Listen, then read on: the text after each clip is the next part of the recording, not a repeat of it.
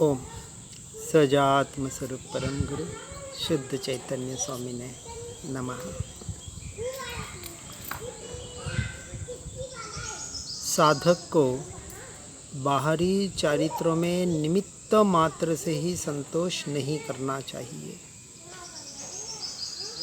जब आत्मा आत्म समाधि में व आत्मानुभव में वर्तन करे तभी कुछ फल हुआ, तभी मोक्ष मार्ग सदा, ऐसा भाव रखना चाहिए।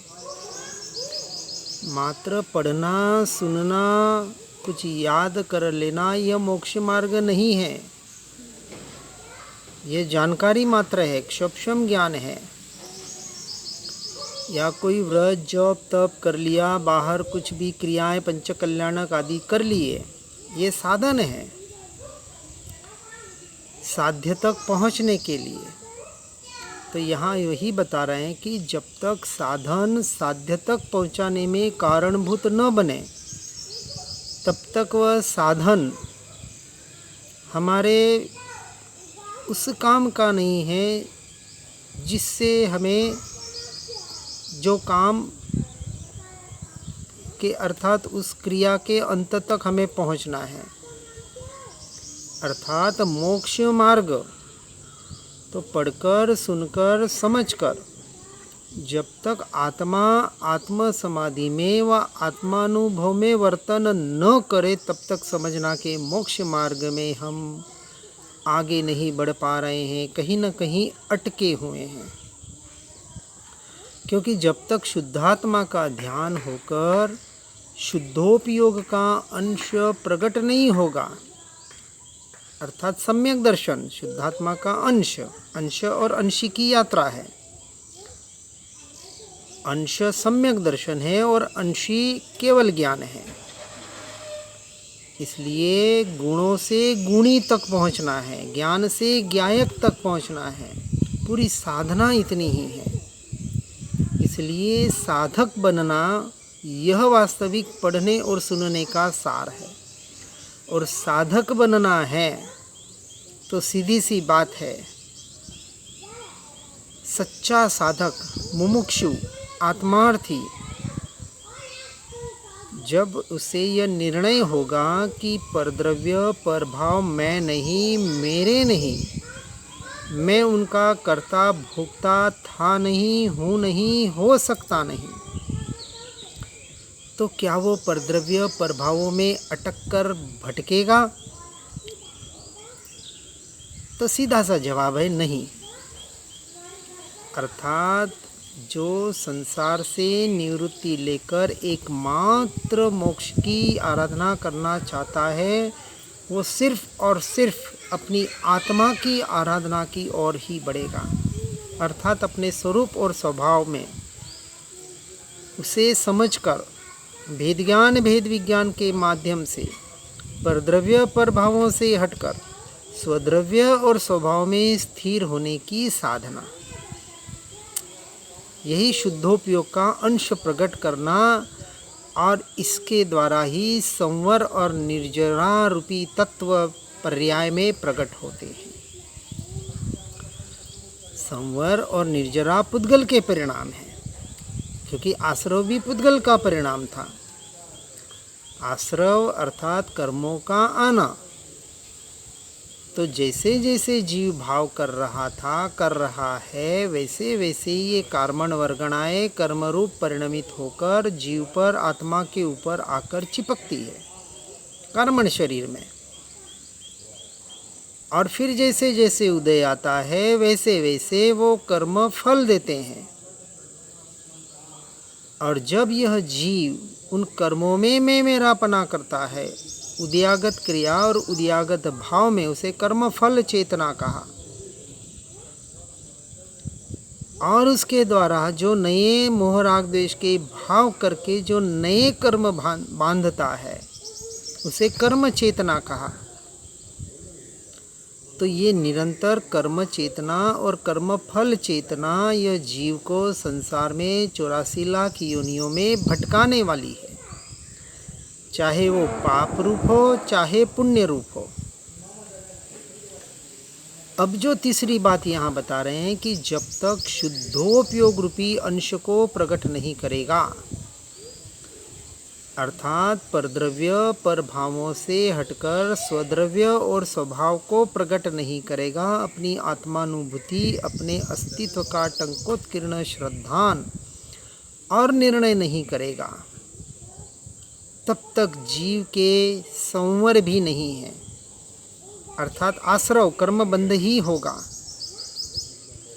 आते हुए कर्मों को पहले रोका जाएगा, जिसे संवर कहा, और ये भेद ज्ञान भेद विज्ञान की क्रिया संवर की क्रिया है। आचार्य कुंद देव ने समयसार जी की संवर अधिकार में यही बात बताई है, और इसे जानन क्रिया या ज्ञप्ति क्रिया के नाम से भी बताया गया है कि निरंतर जानना जानना जानना जो जीव का ज्ञान स्वभाव के द्वारा हो रहा है, जो स्वपर प्रकाशक है। पर द्रव्य और पर भावों को जानने के काल में भी ज्ञान ज्ञाकार होकर भी ज्ञानाकार ही रहता है, अर्थात ज्ञान निरंतर अपने ज्ञान में ही स्थित है और ज्ञान ज्ञान को ही जान रहा है। यही तो हमें साधना करनी है, इसका ही तो निर्णय करना है, इसका ही तो श्रद्धान दृढ़ करना है। मैं निरंतर स्वयं से स्वयं को ही जान रहा हूँ। आज दिन तक मैंने अर्थात आत्मा ने परद्रव्य पर भावों को जाना नहीं, जान सकता नहीं, ऐसा मेरा स्वभाव है। जानने में आते हैं क्योंकि पर प्रकाशकपना है, ज्ञान में झलकते हैं।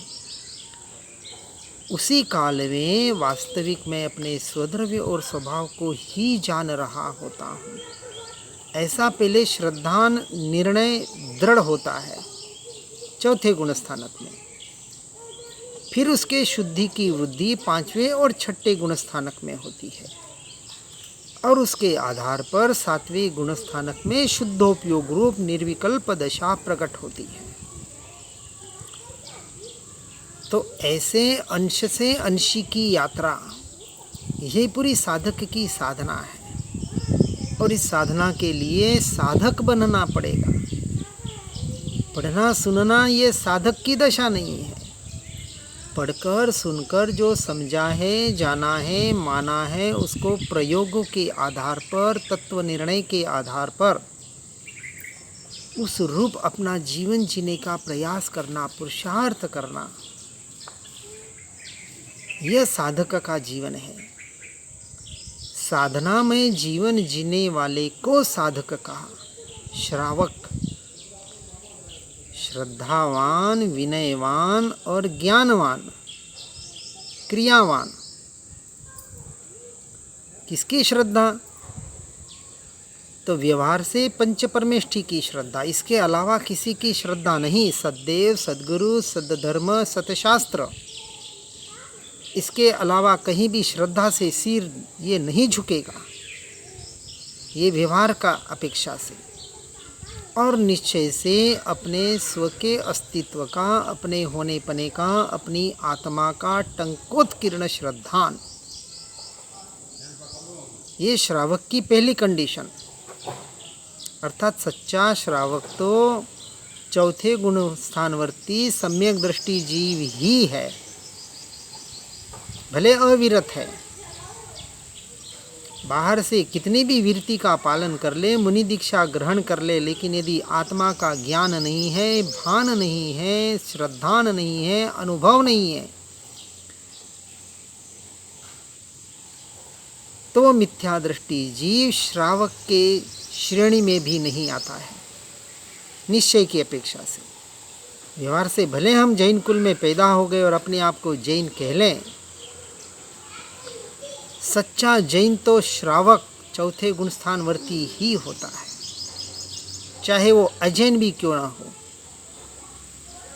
क्योंकि सम्यक दर्शन कोई जैनियों का ठेका नहीं है। जो अपनी आत्मा का स्वीकार करता है, परद्रव्य परभावों का अस्वीकार करके आत्मलीनता का पुरुषार्थ करता है, वह सम्यक दृष्टि जीव श्रावक है, वह सच्चा जैन है। चाहे जन्म से अजैन भी क्यों न हो। ऐसा श्रावक, ऐसा श्रद्धावान, सच्चा विवेकवान जो अभी श्रावकाचार्य जी में चल रहा है, जो सुबह के सत्संग में ग्रुप में आ रहा है, उसमें सच्चे देवगुरु शास्त्र का प्ररूपण बताया जा रहा है। उससे यथार्थ रूप से समझने का प्रयास करें, नहीं तो शास्त्रों का आधार लेने का प्रयास करें। इसलिए शुद्धोपयोग को प्रकट करना यही एकमात्र हमारी साधना होनी चाहिए, और ऐसी साधना करने वाला सच्चा साधक होता है। इसलिए बार बार हम कह रहे हैं, मात्र पढ़ने सुनने तक, याद करने तक, कुछ रटन करने तक सीमित न रह जाएं। संसार के प्रति आसक्ति कितनी छूटी, संसार की असारता का एहसास कितना हो रहा है, क्षणभंगुरता का एहसास कितना हो रहा है।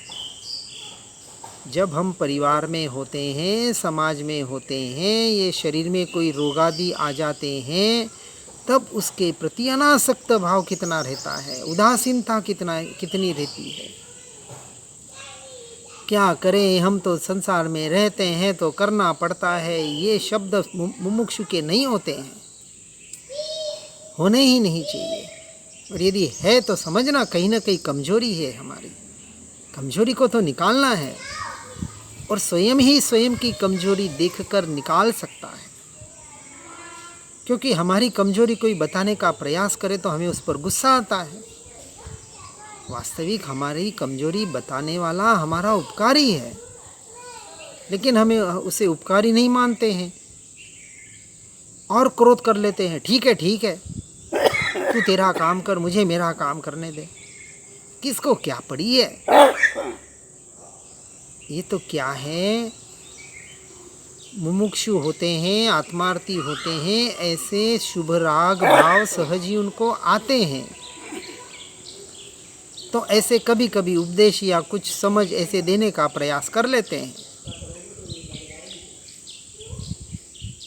वास्तविक एक दूसरे का पर का कोई कर ही नहीं सकता, ये मान्यता में टंकोत्कीर्ण होता है। परंतु जैसे गुरुदेव कांजी स्वामी बताते हैं कि शुभ भाव नहीं तो क्या अशुभ भाव आएंगे क्या?